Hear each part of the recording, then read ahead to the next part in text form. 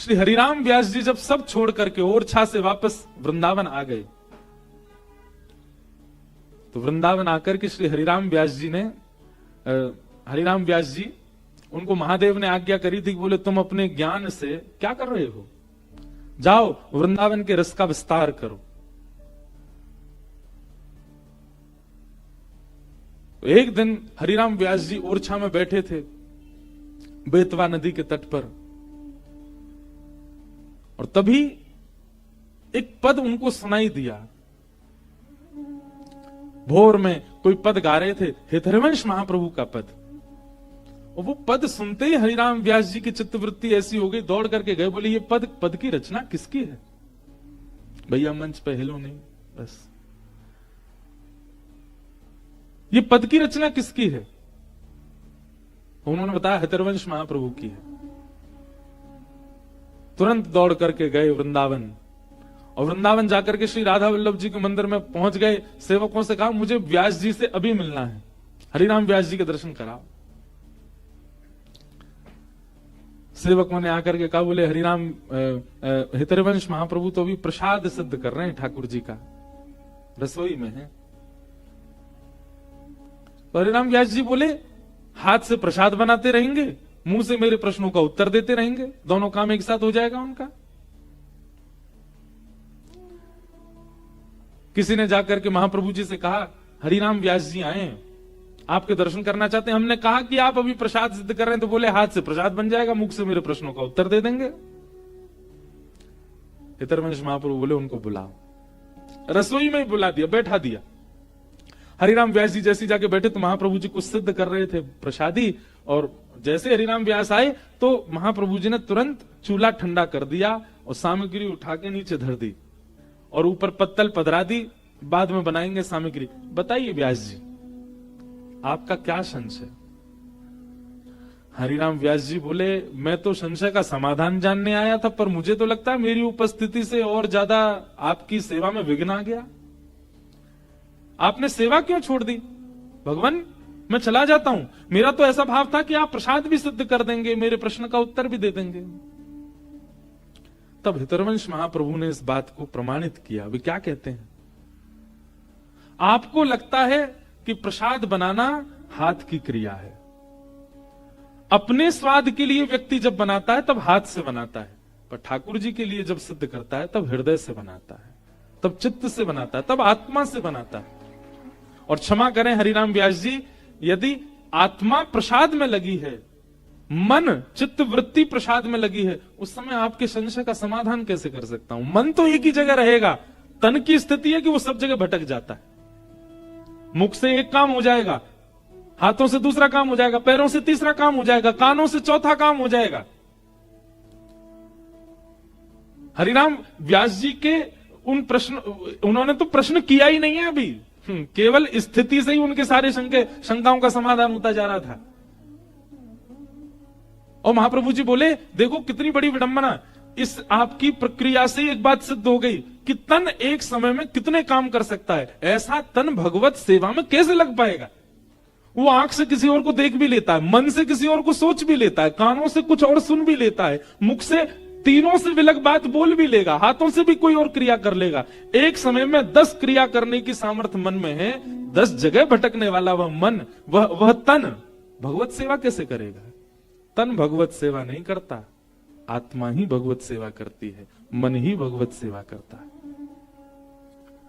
और जब तक मन, जब तक आत्मा, जब तक चित्त वृत्ति सेवा में नहीं जाएगी और आप केवल तन को प्राधान्य मान करके सेवा करेंगे, आप दोष कर रहे हो, आप गलत कर रहे हो।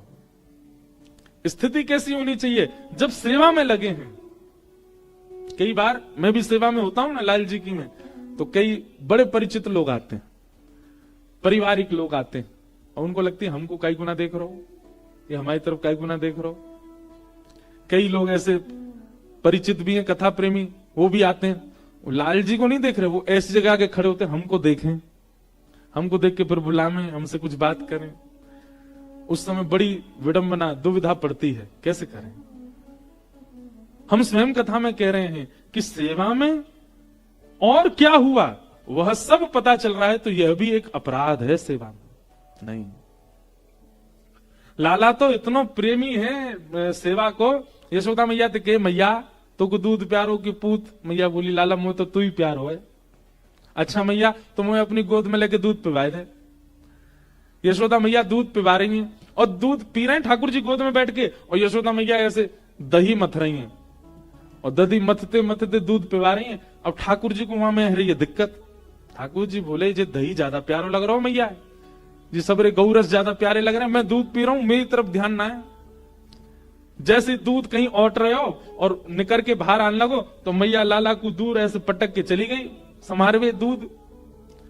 ठाकुर जी बोले मेरी सेवा में विघ्न डाल वारो जो भी हो वह कुछ छोड़ूंगा नहीं। तुरंत ठाकुर ने सबरे गौरस फोड़ दिए। वहीं दामोदर लीला प्रकट हुई भागवत जी में। क्या सिद्ध किया ठाकुर जी ने? बोले भैया मोकू अगर घर में पधरायो है तो जितनी देर मेरी सेवा में रहो, चित्त वृत्ति और कहीं नहीं जानी चाहिए, और कोई स्मृति और कोई ध्यान उस समय आपके रहना नहीं चाहिए। मेरे तो गिरधर ही गुणगान, मेरे तो गिरधर ही गुणगान, मेरे तो गिरधर ही गुणगान। गाओ मेरे तो गिरधर ही गुणगान, मेरे तो गिरधर ही गुणगान, मेरे तो गिरधर ही गुणगान। यह मूरत खिलत नैनन में, यह मूरत खिलत नैनन में। जो नहीं गावे गो वाकू बगल वाले की सौगंध है। ये पद यहाँ गाए जा रहे हैं, ये वही पद हैं जिनसे श्रीजी बाबा एक और बात याद आ गई मुंह को। कल हमारे एक पंडित जी हमसे बोले महाराज जी श्रीजी बाबा कौन है? श्रीनाथ जी में कोई बाबा है श्रीजी बाबा? मैंने कह रहे श्रीनाथ जी को श्रीजी बाबा बोले। फिर मुझसे क्या बोले थोड़ी देर सुनो ना, रुको। फिर मुझसे कहते महाराज जी कल आप यूं कह रहे थे कि कुंभन दास जी पे आरसी नहीं थी, सो ठाकुर जी उनके सन्मुख बैठ करके तिलक स्वरूप करवाते थे। कौन सी गाड़ी थी कुंभन दास जी की जिसकी आरसी नहीं थी?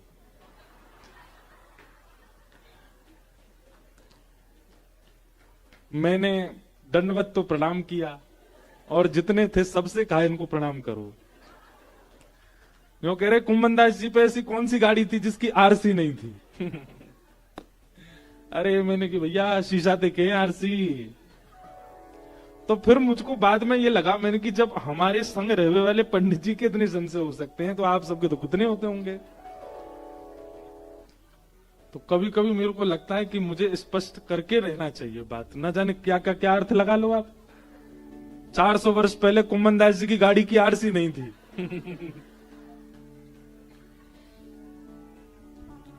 सेवा किसे कहते हैं? जहां तन प्राधान्य नहीं है, मन प्राधान्य।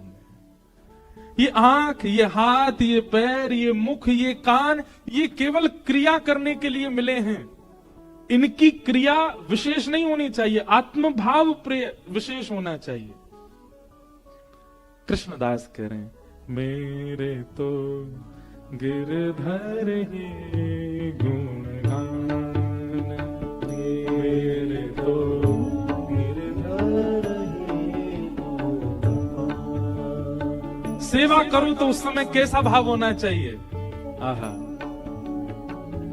यह मूरत खेलत नैनन में, यह मूरत खेलत नैनन में, यह मूरत खेलत नैनन में, यह मूरत खेलत नैनन में, यही हृदय में ध्यान, यही हृदय में ध्यान,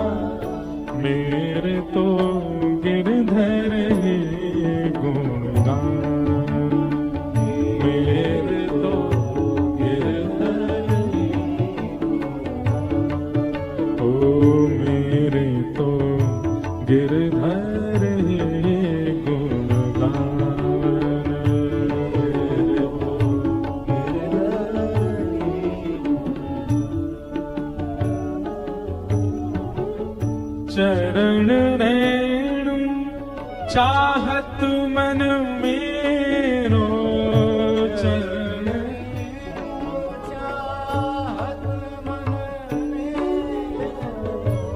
चरण रेणु चाहत मन मेरो,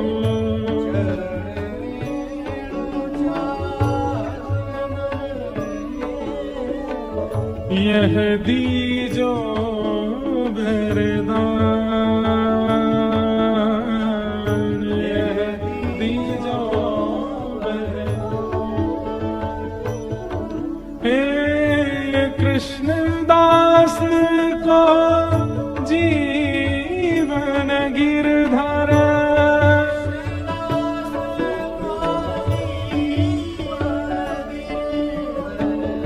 कृष्ण दास को जीवन गिरधर,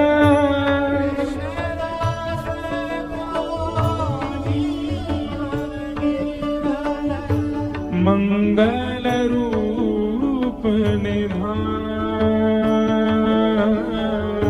मंगल रूप मेरे तो गिरधर गुण गान, मेरे तो गिरधर,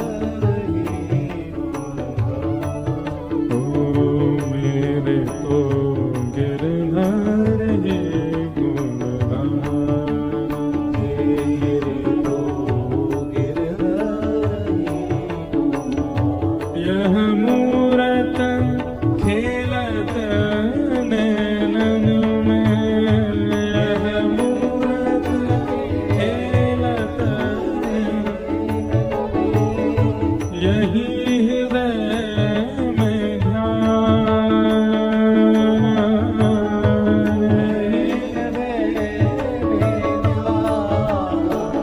मेरे तो गिरधर गुण गान, मेरे तो गिरधर, ओ मेरे तो गिरधर गुण गान, मेरे तो गिरधर गुण गान।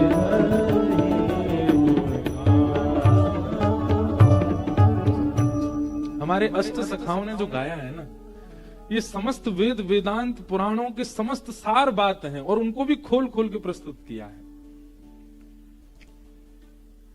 अब जिस विषय की हम चर्चा कर रहे हैं कि सेवा देह की नहीं है, देह से नहीं होती है, वो आत्म से होती है, वही बात यहां पर प्रस्तुत कर देते हैं श्री कृष्णदास।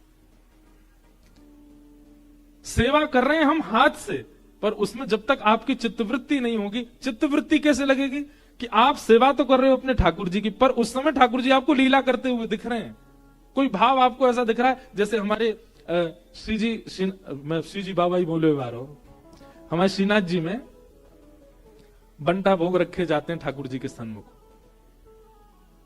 उन बंटा भोगों में कई प्रकार की सामग्री रखी जाए।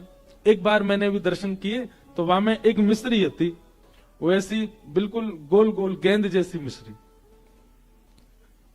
मैंने पूछी, मैंने कि जी ऐसी मिश्री काई को है, गेंद जैसी मिश्री काई को है? तो मुझसे बोले जो सेवक थे, बोले लाला को बाल रूप है ना श्रीनाथ जी, तो लाला के सबरे दांत ना आए हैं, कभी कभी लाला की खुजार होवे, सो खुजरी होवे तो कहा करें, वही मिश्री ते अपनी खुजाले मुख को, अपने जो खुजरी होवे दांत ने करते समय बाकी खुजार में ऐसे ऐसे आय आय करके वो मिश्री खा ले ठाकुर जी, और वही से ठाकुर जी को सुख मिले।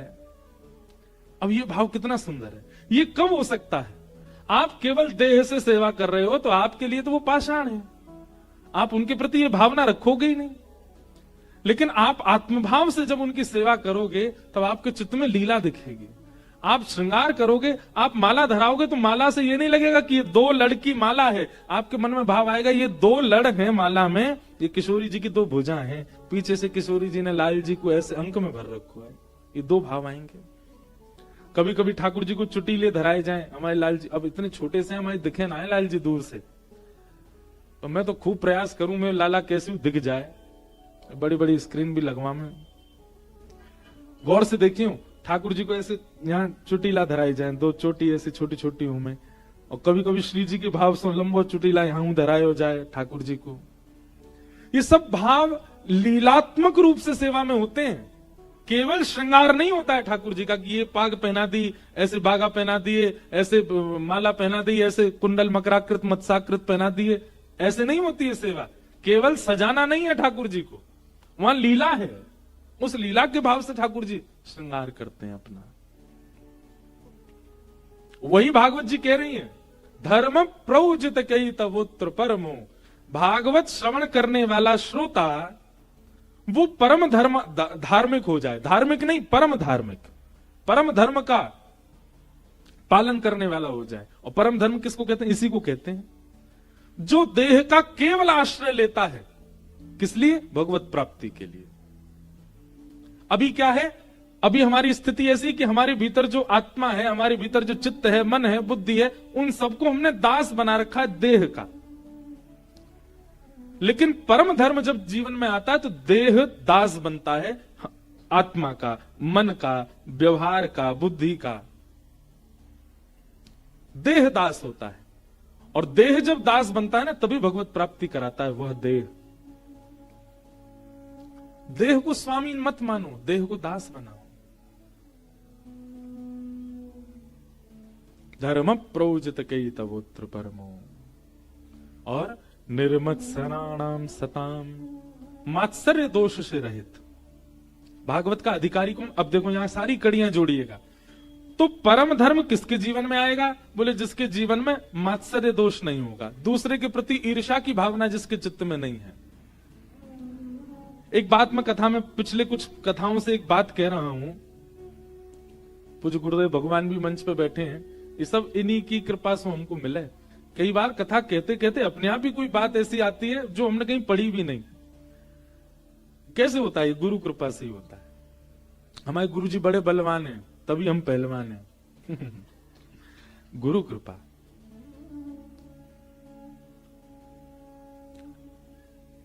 और वो बात क्या है?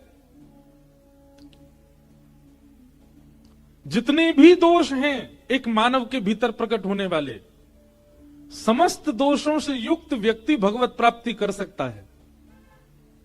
काम, क्रोध, लोभ, मोह, ईर्ष्या, द्वेष, अभिनिवेश, अहंता, चिंता, ममता, जितने भी दोष हैं संसार में, इन सब को अंदर ही रहने दो, सबसे भगवत प्राप्ति हो जाएगी। केवल एकमात्र एक दोष है ईर्ष्या। ये ईर्ष्या दोष यदि आपके चित्त में, तो भगवत प्राप्ति संभव नहीं। भगवान क्रोधियों को भी मिले हैं, भगवान लोभियों को भी मिले हैं, भगवान कामियों को भी मिले हैं, भगवान मोहियों को भी मिले हैं, लेकिन ईर्ष्यालु को मिले हो ये कहीं नहीं सुना गया आज तक। ईर्ष्यालु को ठाकुर जी नहीं मिले।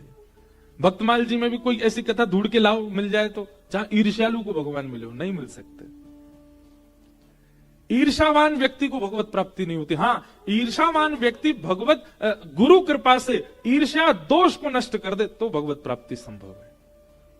नहीं तो लोभी, मोही, कामुक, हर व्यक्ति के दोष के साथ भगवान ने दर्शन दिया उसको। उसके दोष हैं तब भी दर्शन दे रहे हैं ठाकुर जी, लेकिन ईर्ष्यालु को नहीं। इसलिए हमारी आपसे एक हाथ जोड़ के प्रार्थना है, कोई भी दोष अंदर प्रकट हो जाए, चिंता मत करिए, कोई बात नहीं, ठीक है। आपको क्रोध बहुत ज्यादा आ जाता है, रहने दो। आपको किसी वस्तु के प्रति लोभ की भावना, अच्छी बात, कोई बात नहीं, ठीक है। ये सब खांसी जुकाम बुखार हैं, इतनी बड़ी बात नहीं है। कभी कभी खांसी जुकाम का अगर इलाज ना भी किया जाए तो भी वो ठीक हो जाते हैं अपने आप ही, 3-4 दिन में ठीक होने लग जाते हैं। तो क्रोध, काम, लोभ, मोह आदि आदि जो दोष हैं, ये सब खांसी जुकाम जैसे हैं, हो जाएंगे ठीक। और नहीं हो रहे हो, कुछ दिन और चल गए हो, काम क्रोध बहुत ज्यादा बढ़ रहा हो, कथा के सुनो, निरंतर सुनो, औषधि लेना शुरू करो, ठीक हो जाओगे। पर अगर ईर्ष्या चित्त में आ गई है, ये तो कैंसर है, इसका इलाज नहीं है। ईर्ष्यालु व्यक्ति, मैंने अनुभव किया है, वो कथाओं से भी नहीं बदल पाते। ईर्ष्यावान व्यक्ति कथा से भी परिवर्तित कई बार नहीं हो पाता, उसमें उसी का दोष है। कथा में भी कई नियमों का पालन करना पड़ता है। कैसे? शब्दों के प्रति पूर्ण समर्पण, जो व्यास जी कह रहे हैं, व्यास जी के प्रति पूर्ण समर्पण, पिताजी हैं हमारे पूज्य गुरुदेव, पर नीचे बैठे क्यों? क्योंकि व्यास मंच है, व्यास मंच है, यहां पर इंद्रेश नहीं है, यहां पे बेटा नहीं है, यहां पे व्यास है। एक बार को सब वंदन करते हैं। ये निष्ठा पीठ के प्रति रखनी पड़ती है, व्यास को भी रखनी पड़ती। हम भी आके पहले पीठ को प्रणाम करते तब बैठते हैं यहां। ये जब तक निष्ठा नहीं होगी तब तक ईर्ष्यालु व्यक्ति कथा से सुधर नहीं पाएगा। तो ईर्ष्यालु व्यक्ति का कल्याण बहुत दुर्गम है। अपने आप से पूछिए, कब आपके चित्त में ईर्ष्या आती है? अच्छा, इसमें एक बात और आती है लोगों की तरफ से, वो भी तो हमसे ईर्ष्या करते हैं। पूज्य मलुकपीठ वाले महाराज जी अभी कथा थी घर पर, तो उन्होंने एक बहुत अच्छी बात कही कथा में कि कोई व्यक्ति अगर आपसे ईर्ष्या मानता है, आप उसके प्रति ईर्ष्या का भाव मत रखो। आपका ईर्ष्या का भाव न होने से ही उसके चित्त में प्रेम आ जाएगा आपके प्रति। कहीं ना कहीं आप भी ईर्ष्या मानते हो, इसीलिए वो भी ईर्ष्या मानता है। ये आदान प्रदान है। अगर आप कहीं हमसे कहते हैं ना महाराज जी वो हमसे ईर्ष्या कर रहे हैं, तो हमारी दृष्टि ये भी देख रही है, तो फिर आप भी तो करते हो, तभी हो रही है ईर्ष्या। आप में ईर्ष्या नहीं होती तो सामने वाला आपसे नहीं करता। इसलिए हमारी एक प्रार्थना है, एक भावना है, हम स्वयं के लिए भी यही प्रार्थना करते हैं लाल जी से कि लाल जी और कछु तो दियो मत, पर कभी कभी चित्त में ईर्ष्या नहीं आवे कोई के लिए भी, चाहे कोई कितना भी श्रेष्ठ। अच्छा, ईर्ष्या भी श्रेष्ठों के प्रति आती है, अश्रेष्ठ जो होता है उसके प्रति ईर्ष्या होती कभी कभी नहीं होती। जो बेचारा ना रूपवान है, ना शीलवान है, ना धनवान है, उससे कौन ईर्ष्या करता है? कोई नहीं। लेकिन जो श्रेष्ठ हो जाते हैं उनके प्रति ईर्ष्या आ जाती है, तो कहीं ना कहीं आप भी श्रेष्ठ बनना चाहते हो, इसीलिए तो ईर्ष्या हो रही है आपको। और श्रेष्ठ बनने का मतलब क्या है? कहीं ना कहीं संसार के ममत्व में आप फंसना चाहते हैं, इसीलिए तो आपको ईर्ष्या हो रही है। हमने अनुभव कर लिया, हमने पढ़ करके देख लिया, सबको मिल गए ठाकुर जी, ईर्ष्यालु को नहीं मिले। इसलिए ईर्ष्या मत लाओ चित्त में कभी भी।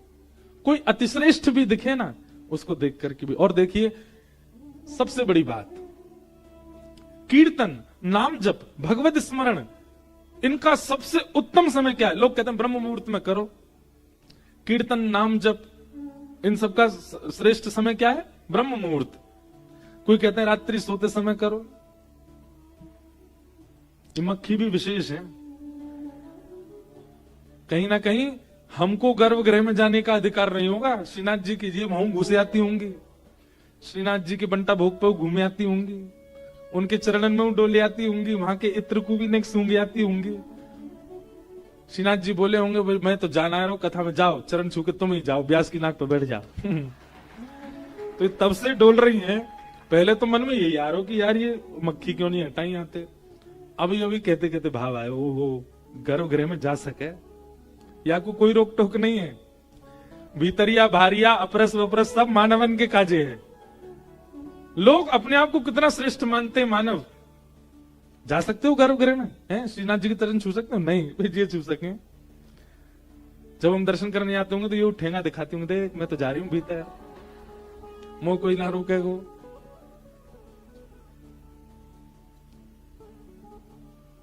क्या बता रहा था मैं? कहां थी कथा? ईर्ष्या इसके प्रति भी नहीं हुई मुझे। अच्छा है।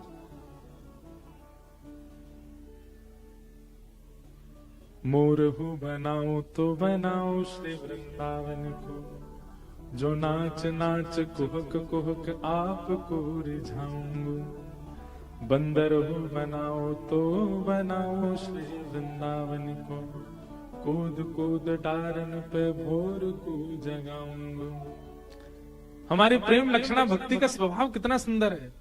यत्र प्रविष्टो सकलोपि जंतु आनंद सच्चित घनताम उपैति। हमारे वृंदावन रस कहे कि महाराज वृंदावन में प्रवेश करने के बाद एक कीड़ा भी, एक कीट भी सच्चिदानंद को स्वरूप ले जाए। इसलिए इनको अधिकार है, ये कहीं भी जा सकते हैं। तो निर्मत सराणाम सताम, मात्सर्य दोष यदि आपके चित्त में है ठाकुर जी नहीं मिलेंगे। और मात्सर्य दोष की दो ही औषधि हैं। क्या? सबसे पहला गुरु कृपा। आपके ईर्ष्या दोष पर ठाकुर जी नहीं रीझेंगे, बाकी सारे दोषों से भी ठाकुर जी मिल जाएंगे आपको। लेकिन ईर्ष्या दोष देखते ही ठाकुर जी कदम पीछे कर लें, जाते ना मिलना मुझे, ईर्ष्यावान है। ईर्ष्या दोष देखने के बाद भी अगर गुरु कृपा कर दे तो आपका कल्याण संभव है। कहीं ना कहीं जहां ठाकुर जी अपने हाथ पीछे कर ले, वहां गुरु कृपा से काम बन जाता है। ईर्ष्यालु व्यक्ति के ऊपर भी गुरु कृपा, पहला प्रसाद। और दूसरा कथा के प्रति निष्ठा, सत्संग के प्रति निष्ठा। और निष्ठा का मतलब एकाग्र चित्त से सुनना नहीं होता। निष्ठा का मतलब सुनने के बाद कर्तव्यों में लाना होता है। कथा तो बहुत लोग सुनते हैं, बहुत ध्यान से सुनते हैं, मैंने बहुतों को देखा है। व्यास मंच से ना तो नाम लेना है, ना किसी के प्रति संकेत करना है, पर कई बहुत समीप रहने वाले लोगों को भी मैंने बहुत ध्यान से देखा। कथा तो बहुत सुनते हैं, एक स्थिर होकर के सुनते हैं, पर कर्तव्य में दिखाई नहीं देती है।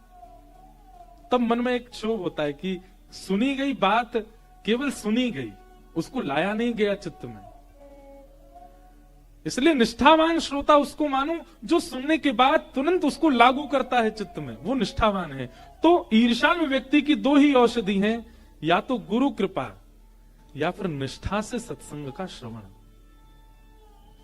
आप कुछ नहीं, सामान्य सी बातों का ही पालन करना प्रारंभ कर दो। कथा की सुनी गई सामान्य सी बात, उन सामान्य बातों से ही परिवर्तन दिखने लग जाएगा। और भैया ये कीर्तन करना नाम जब, हाँ ये बता रहे थे हम, कीर्तन नाम जब कब करना चाहिए? बोले ब्रह्म मुहूर्त में करना चाहिए। हम कह रहे हैं ब्रह्म मुहूर्त में करो, रात में सोते समय करो, जब भी करो। पर आप अपने दोषों को जानते हैं कि आपके भीतर कौन कौन से दोष हैं। जब भी वह दोष प्रकट होता हो, जब भी वह दोष छलांग मारता हो चित्त में, तुरंत बैठ जाओ। जैसे किसी का रूप देखते ही आपको ईर्ष्या होती है।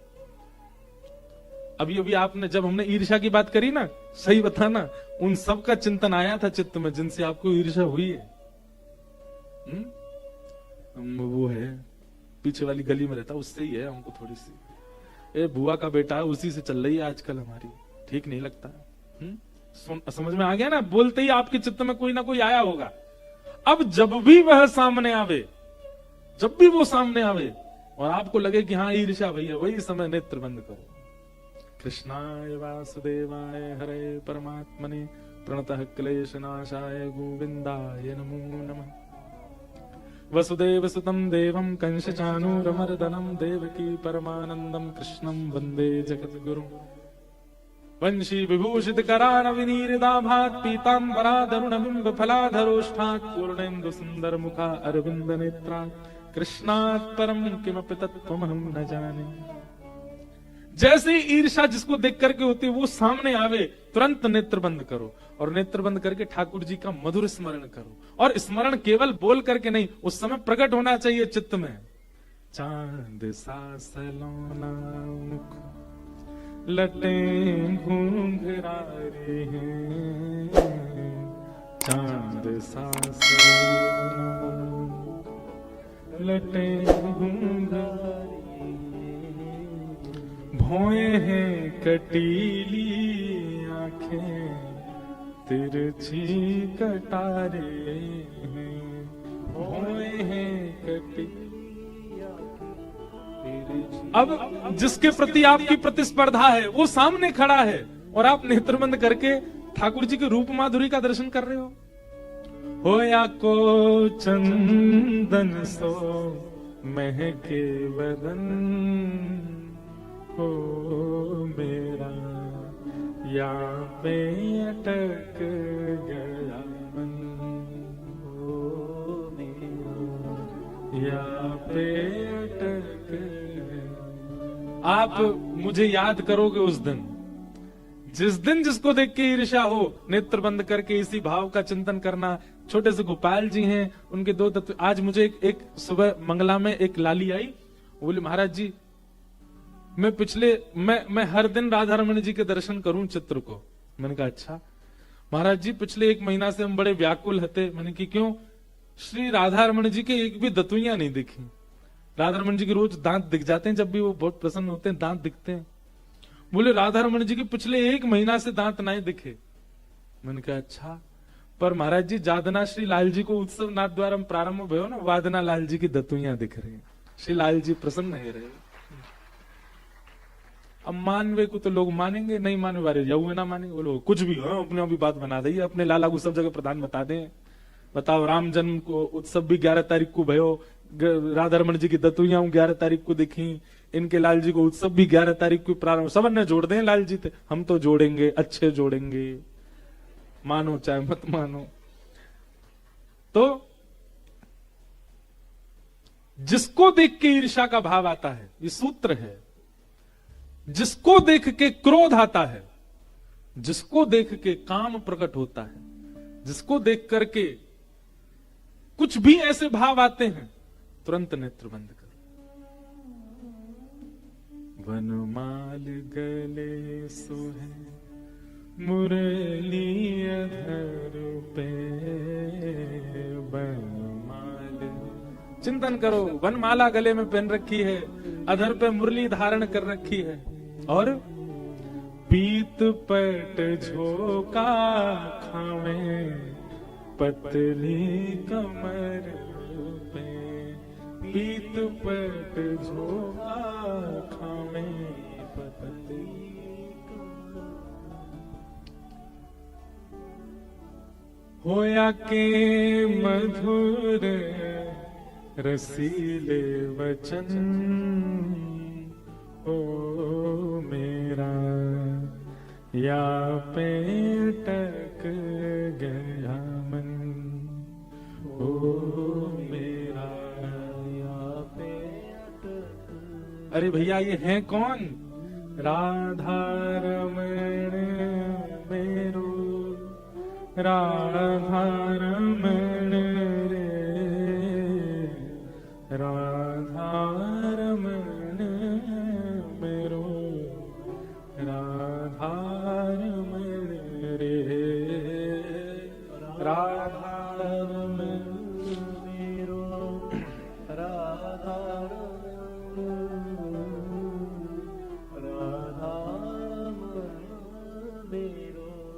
आप याद करेंगे उस दिन मुझको, जिस दिन ईर्ष्यालु व्यक्ति आए, नेत्र बंद करके ठाकुर जी का ध्यान करो, आप पुनः नेत्र खोल के देखेंगे ना, आपकी ईर्ष्या नष्ट हो चुकी होगी, अब उसको देख के ईर्ष्या नहीं होगी। अब वो जब भी आपके आगे आएगा, आपको उसको देख के प्रेम ही होगा।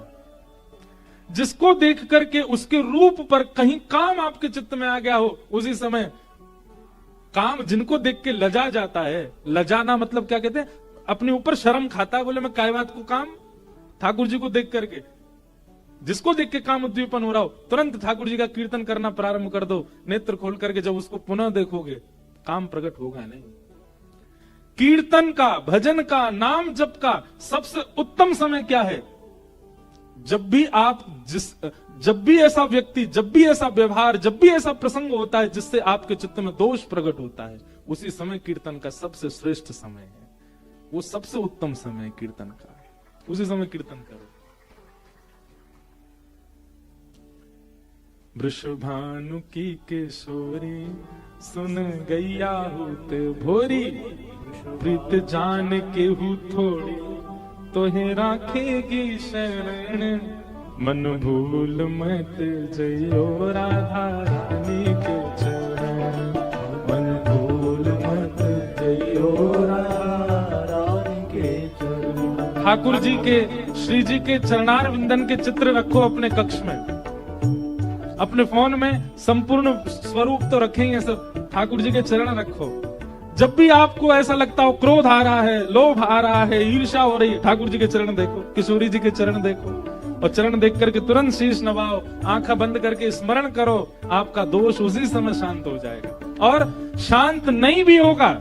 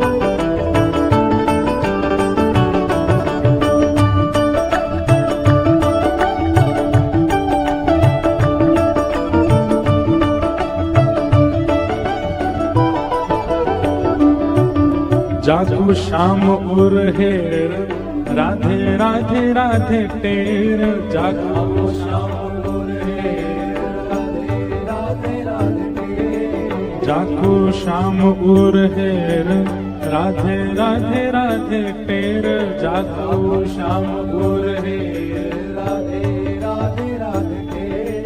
बांसुरी में बेर बेर करे नाम से रमण, बांसुरी में बेर बेर मेरे मन भूल मत जइयो राधा रानी के चरण,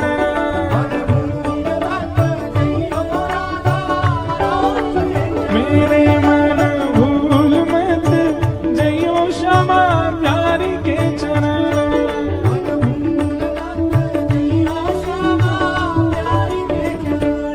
तेरे मन मत वारे छोड़ दुनिया के द्वारे, मन मत वारे छोड़ दुनिया के द्वारे। सब लोग कहो इस बात को, मन मत वारे छोड़ दुनिया के द्वारे, मन मत वारे छोड़ दुनिया के द्वारे। पूरी दुनिया के द्वारे छोड़ देंगे, कहाँ जाएंगे फिर? ओ राधा नाम के सहारे कर जीवन मरण, राधा नाम के सहारे जीवन मरण, ओ राधा नाम के सहारे सौंप जीवन मरण, राधा नाम के सहारे सौंप जीवन मरण। मेरे मन भूल मत जइयो राधा रानी के चरण,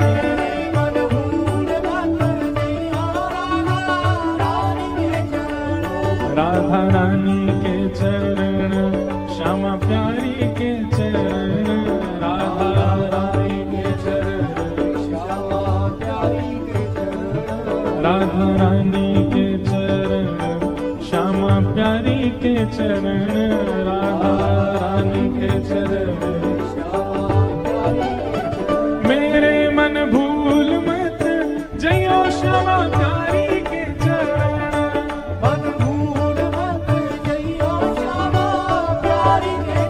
मेरे मन भूल मत जइयो राधा रानी के चरण, मन भूल मत जइयो श्यामा प्यारी के चरण, मेरे मन भूल मत जइयो श्यामा प्यारी के चरण, मन भूल मत जइयो श्यामा प्यारी के चरण।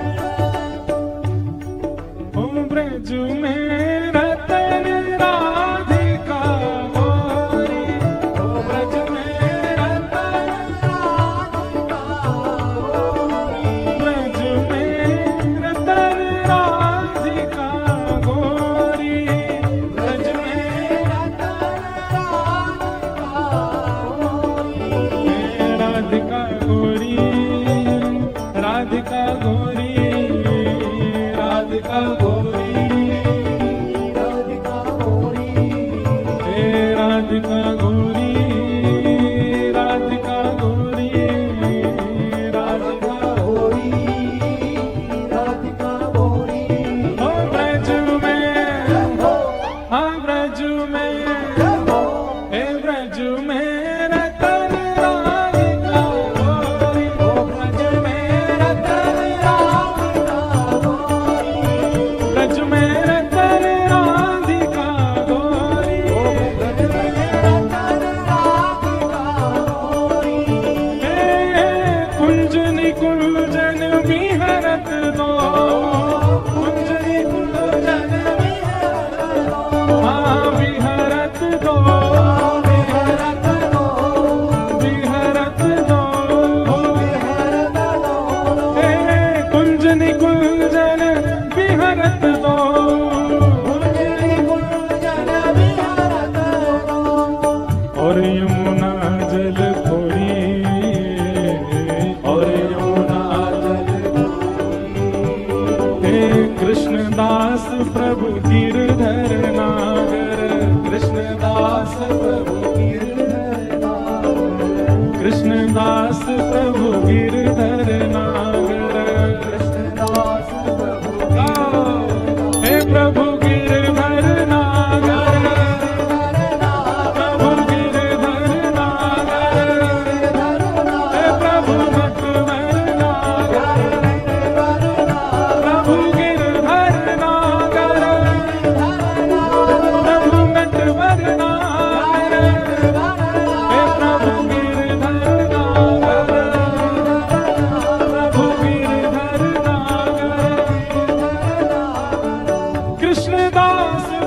गिरधर नागर, कृष्णदास प्रभु गिरधर नागर, और नागरी नवल किशोरी, नागरी नवल किशोरी, ओ नागरी नवल किशोरी, नागरी नवल किशोरी, हो ब्रज में जय होने के जोर से होना चाहिए। देखो एक कथा सुनी ना आप लोगों ने, श्रीनाथ जी में सबने जाके जय जयकार करी, बोल गिरिराज धरणे की, गोवर्धन नाथ की, गुसाई जी परम दयाल की, पूछरी के लौटा की। पर रुक जाओ, पर ठाकुर जी यूं ही खड़े रहे, बोले ये जय जयकार तो रोज ही करे सबरे, नीचे ही नजर करके खड़े रहे। इतने में ही हम आप में से कोई गया, वहां ने जाके कहा कहीं बोल वृषभानु के जमाई की। आहा, जैसे ससुर जी को नाम सुनो सोई ठाकुर जी की नजर ऊपर है। ओहो कौन आया भैया। किशोरी जी को नाम और किशोरी जी के संबंध की कोई भी चर्चा हमारे लाला को बहुत प्रकट करे। हो ब्रज में जोड़ते, हो ब्रज में, हो ब्रज में, हो ब्रज में रतन राधिका गोरी, ब्रज में रतन राधिका गोरी, ब्रज में रतन राधिका गोरी, ब्रज में रतन राधिका गोरी, राधिका गोरी, राधिका भोरी, राधिका गोरी, राधिका गोरी, राधिका गोरी, राधिका भोरी, राधिका गोरी, राधिका गोरी। ओ ब्रज में, ओ ब्रज में, ओ ब्रज में रतन राधिका गोरी, ब्रज में रतन राधिका गोरी, ब्रज में रतन राधिका गोरी, ब्रज में रतन राधिका गोरी। सब में सुघड़ राधिका गोरी, सब में सुघड़ राधिका गोरी, सब में सुघड़ राधिका गोरी, सब में सुघड़ राधिका गोरी। जय राधे राधे, राधे राधे, राधे राधे, जय राधे राधे, राधे राधे, श्री राधे राधे, वृषभानु दुलारी, कीरत सुत प्यारी, श्री कृष्ण प्यारी, बरसाने वाली, अति भोरी भारी, अति भोरी भारी, हरिवंश प्यारी, हरिदास दुलारी, जय राधे राधे, श्री राधे राधे, जय राधे राधे, जय राधे राधे, ओ जय राधे राधे, जय राधे राधे, जय जय श्री राम, जय जय श्री राम, जय जय श्री राम। बल वृषभानु के जमाई की जय। विराजो विराजो विराजो।